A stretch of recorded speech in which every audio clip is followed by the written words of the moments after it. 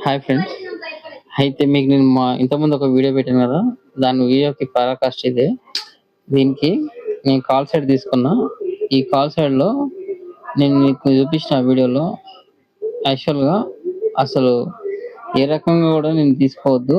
మీకు చెప్పాను కదా! ఆ రకంగా తీసుకున్నా కంప్లీట్‌గా. లాస్ట్ చూడండి. ఎంట్రీ తీసుకున్న తర్వాత కొద్దిసేపు కూడా నేను ఆ ట్రైన్‌లో కూడా నిలబడలేకపోయినా. కంటిన్యూయస్‌గా పోతూనే ఉందండి. అది ఎట్లా అంటే కాల్ సెట్ తీసుకోవడానికి అసలు ప్రాబబిలిటీస్ అసలు నాకేం కనపడలేదు. ఏం కనిపియలేదు.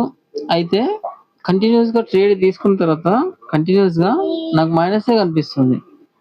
నేను చూసిన అబ్బా! నేను రాంగ్ ఎంట్రీ తీసుకున్నాను. చాలా ఫీల్ అయిపోయినా. ఆ తర్వాత నాకు అనిపించింది ఇంకా ట్రేడ్‌లోకెళ్ళి ఎగ్జిట్ అవ్వడమే బెటర్ రా బాబు అనుకున్నా. ఎంతలో చూసేసరికి ప్రీమియం డీకి చాలా ఘోరంగా జరుగుతుంది.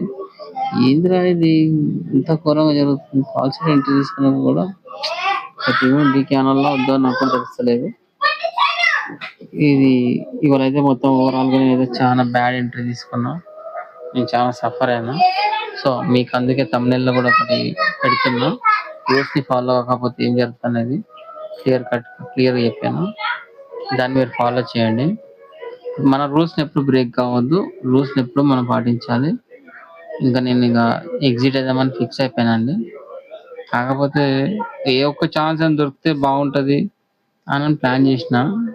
ఓవరాల్‌గా నాకు ఇంకా నేను ఇక ఇంకా నేను అసలు ఉండాలా వద్దా అన్నది కూడా నాకు అసలు ఆపర్చునిటీ లేదు.